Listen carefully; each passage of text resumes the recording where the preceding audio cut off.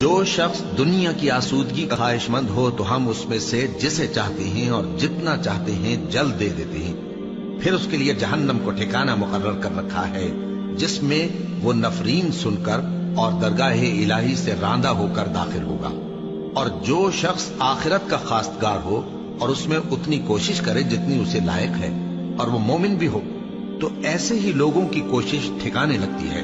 ہم ان کو اور ان کو سب کو تمہارے پروردگار کی بخشش سے مدد دیتی ہیں اور تمہارے پروردگار کی بخشش کسی سے رکی ہوئی نہیں. دیکھو ہم نے کس طرح بعض کو بعض پر فضیلت بخشی ہے اور آخرت درجوں میں دنیا سے بہت برتر اور برتری میں کہیں بڑھ کر ہے. اور اللہ کے ساتھ کوئی اور معبود نہ بنانا کہ ملامتیں سن کر اور بے کس ہو کر بیٹھے رہ جاؤ گے. اور تمہارے پروردگار نے ارشاد فرمایا ہے کہ اس کے سوا کسی کی عبادت نہ کرو اور ماں باپ کے ساتھ بھلائی کرتے رہو.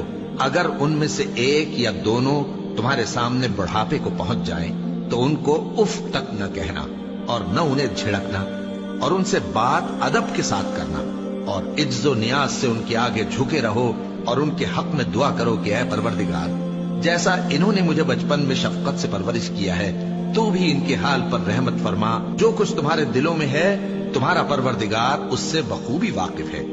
اگر تم نیک ہوگے تو وہ رجوع لانے والوں کو بخش دینے والا ہے. اور رشتہ داروں اور محتاجوں اور مسافروں کو ان کا حق ادا کرو اور فضول خرچی سے مال نہ اڑاؤ کہ فضول خرچی کرنے والے تو شیطان کے بھائی ہیں اور شیطان اپنے پروردگار کی نعمتوں کا کفران کرنے والا یعنی ناشکرا ہے.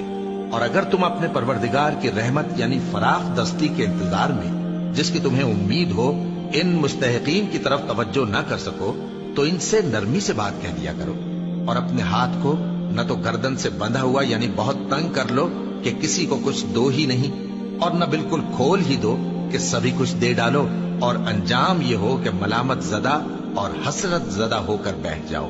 بے شک تمہارا پروردگار جس کی روزی چاہتا ہے فراخ کر دیتا ہے اور جس کی روزی چاہتا ہے تنگ کر دیتا ہے. وہ اپنے بندوں سے خبردار ہے اور ان کو دیکھ رہا ہے. اپنی اولاد کو مفلسی کے خوف سے قتل نہ کرنا کیونکہ ان کو اور تم کو ہم ہی رزق دیتے ہیں. کچھ شک نہیں کہ ان کا مار ڈالنا بڑا سخت گناہ ہے. اور زنا کے پاس بھی نہ جانا کہ وہ بے حیائی ہے اور بری راہ ہے. اور جس جاندار کا مارنا اللہ نے حرام کیا ہے اسے قتل نہ کرنا مگر جائز طور پر یعنی بفتوائے شریعت. اور جو شخص ظلم سے قتل کیا جائے ہم نے اس کے وارث کو اختیار دیا ہے کہ ظالم قاتل سے بدلہ لے تو اس کو چاہیے کہ قتل کے قصاص میں زیادتی نہ کرے کہ وہ منصور و فتح یاب ہے. اور یتیم کے مال کے پاس بھی نہ پھٹکنا مگر ایسے طریق سے کہ بہت بہتر ہو یہاں تک کہ وہ جوانی کو پہنچ جائے. اور عہد کو پورا کرو کہ عہد کے بارے میں ضرور پرسش ہوگی. اور جب کوئی چیز ناپ کر دینے لگو تو پیمانہ پورا بھرا کرو اور جب تول کر دو تو ترازو سیدھی رکھ کر تولا کرو. یہ بہت اچھی بات اور انجام کے لحاظ سے بھی بہت بہتر ہے. اور اے بندے جس چیز کا تجھے علم نہیں اس کے پیچھے نہ پڑ کہ کان اور آنکھ اور دل ان سب اعضاء کے بارے میں ضرور باز پرس ہوگی. اور زمین پر اکڑ کر اور تن کر مت چل کہ تو زمین کو پھاڑ تو نہیں ڈالے گا اور نہ لمبا ہو کر پہاڑوں کی چوٹی تک پہنچ جائے گا. ان سب عادتوں کی برائی تیرے پروردگار کے نزدیک بہت ناپسند ہے. اے پیغمبر یہ ان ہدایتوں میں سے ہیں جو اللہ نے حکمت کی باتیں تمہاری طرف وحی کی ہیں. اور اللہ کے ساتھ کوئی اور معبود نہ بنانا کہ ایسا کرنے سے ملامت زدہ اور راندہ درگاہ بنا کر جہنم میں ڈال دیے جاؤ گے.